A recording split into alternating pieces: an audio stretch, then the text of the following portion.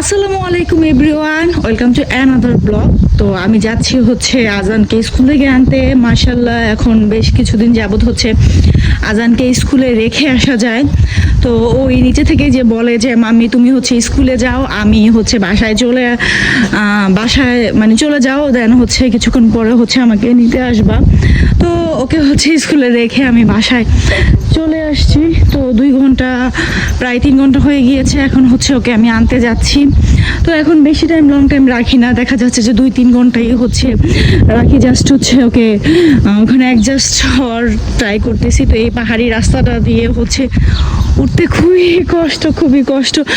দেখুন আপেল গাছে apple already পাকা শুরু করেই দিয়েছে। তো এই গার্ডেনটা আমার কাছে খুবই ভালো লাগে, পুরোটাই হচ্ছে আপেল বাগান। তো চলুন স্কুলে যাওয়া যাক। তো ওদের স্কুলে আজকে একটা ফাংশনও আছে, সেটার রিহার্সাল চলতেছে। চলুন দেখা যাক।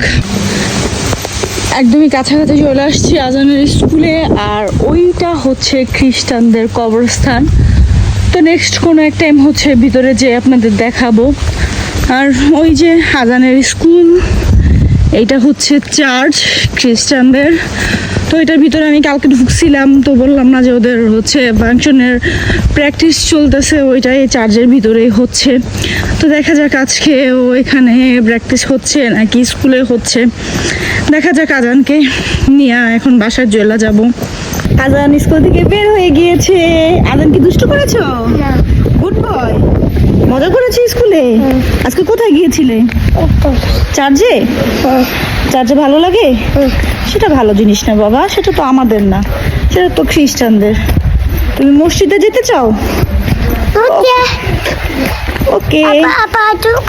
আব্বা আসুক, আব্বার সাথে যাবা? ওকে, এখন আমরা কোথায় যাচ্ছি? বাসায়। ইয়ে, এখন আমরা যাচ্ছি হচ্ছে বাসায়। আজানের আজকে ক্লাস শেষ। বাই। এই তো বাসায় চলে আসছি। এখনো হচ্ছে আজানকে নাস্তা করাবো।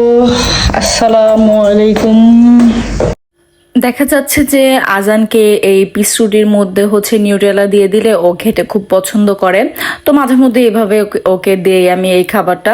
তো দেখা যাচ্ছে যে ও নিজের হাতেই খেয়ে ফেলে। তো আমি গরুর মাংস ভিজিয়েছিলাম সকালবেলা। তো সাজারের বাবা বলতেছিল না এটা গরু না, এটা খাসির মাংস ছিল। তো বলতেছিল যেহেতু খাসির মাংস রান্না করবা তাহলে সাথে একটু খিচুড়িও রান্না করো।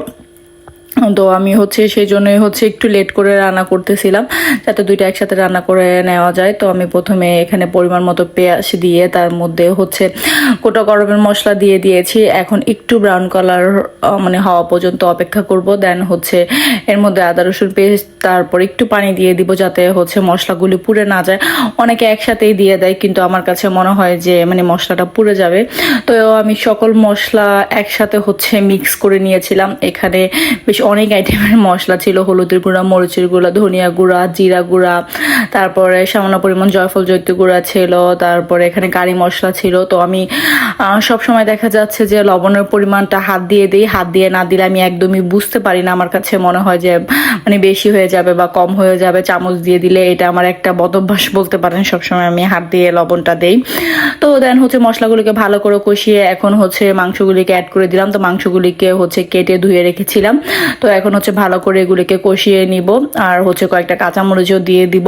তো আমাদের এদিকের পেঁয়াজগুলির সাইজ একটু বড় হওয়াতে একটু কেমন জানি মিষ্টি মিষ্টি একটা ভাব লাগে। তো মশলা দেওয়ার পরেও কাঁচামরিচ না দিলে ভালো লাগে না খেতে, মানে ঝাল হয় না।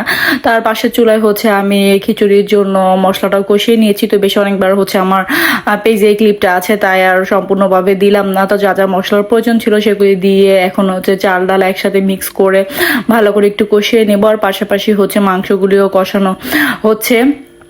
তো আমার কাছে এখন খুবই ভালো লাগে যে আজান স্কুলটাকে খুব পছন্দ করতেছে, মানে কিন্ডার গার্ডেনটাকে খুব পছন্দ করতেছে। ওর একটা মানে ক্লাস মিস আছে মোটামুটি ভালো বয়স্ক, তো ওনাকে ও খুবই পছন্দ করে ওনার সাথে মানে ম্যাক্সিমাম টাইম দেখা যাচ্ছে যে ওনার সাথেই থাকে। আর এখন তো মাশাআল্লাহ সে আমাকে বলে তুমি বাসায় চলে যাও।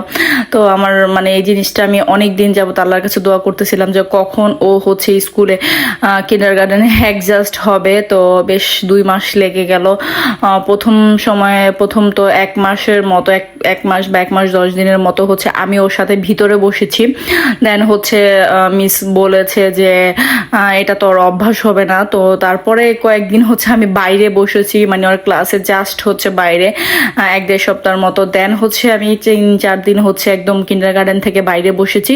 তখন দেখলাম যে প্রথম 2 একদিন খুব কান্না করেছে। তো মিস বলেছে যে আস্তে আস্তে অ্যাডজাস্ট হয়ে যাবে, কান্না করতে করতে হচ্ছে ঠিক হয়ে যাবে। 3-4 দিন কান্না করার পর আর কান্না করেনি। এখন সে খুবই সাহসী, আমাকে বলে তুমি বাসায় চলে যাও, পরে আমাকে নিতে এসো, এরকম একটা অবস্থা। যাই হোক, অ্যাডজাস্ট হয়ে গিয়েছে, এটাই হচ্ছে একটা খুব ভালো ব্যাপার। মানে সামনে হচ্ছে ওদের খুব বড় একটা বন্ধ আছে প্রায় 1.5 মাসের, তখন আবার কি হয় কে জানে। তো এখন হচ্ছে সকালবেলা সে ঘুম থেকে উঠে হচ্ছে কান্না করে আমি স্কুলে যাব, বন্ধ থাকলেও হচ্ছে সে কান্না করে, কোনোভাবে বোঝানো যায় না যে বন্ধ, এরকম একটা অবস্থা। তো একটু লেট হলেও যে ভালোভাবে মানে স্কুলে সবার সাথে মিশতে পারতেছে, এটাই হচ্ছে খুব মানে ভালো লাগার একটা ব্যাপার। এত ছোট বয়সেও দেখা যাচ্ছে যে ওদের রুমে ওই হচ্ছে সবচেয়ে ছোট, তো আর বাকি সবাই কেউ 4-5 বছর, কেউ 6 বছর, কেউ 4 বছর, তো ওর তো 3 বছর, ও হচ্ছে সবচেয়ে ছোট। তো সবার সাথে মানিয়ে নিতে একটু সমস্যা হবে, আর হচ্ছে ল্যাঙ্গুয়েজটার প্রবলেম তো আছেই। তো দেখা যাচ্ছে যে মিস মানে ওকে কিভাবে বোঝায় আমি বলতে পারি না, আর ও বুঝে, এটাই হচ্ছে সবচেয়ে বড় কথা। তো যাই হোক, কথা বলতে বলতে এদিকে আমার রান্নাটাও শেষ হয়ে গিয়েছে। খাসির মাংসটার কালার কেমন হয়েছে অবশ্যই আমাকে কমেন্ট করে জানাবেন। আর হচ্ছে খিচুড়িটাকে আমি এখন সার্ভ করে নিলাম, আর একটু সালাদ কেটে নিয়েছিলাম। তো আজকের রান্না শেষ। এদিকে হচ্ছে রান্না শেষ করে আমি রুম ক্লিন করে নিয়েছি। তো আজান সাহেব এদিকে হচ্ছে শুয়ে শুয়ে কার্টুন দেখতেছিল, সাজেল এখনো আসেনি স্কুল থেকে। তো যাই হোক, আজকে ছোট একটা ভিডিও, আশা করি ভালো লাগবে। যদি ভালো লাগে থাকে তাহলে অবশ্যই একটু লাইক দিবেন, আর ভিডিও সম্পর্কে কোনো মন্তব্য থাকলে অবশ্যই আমাকে জানাবেন। আল্লাহ হাফেজ।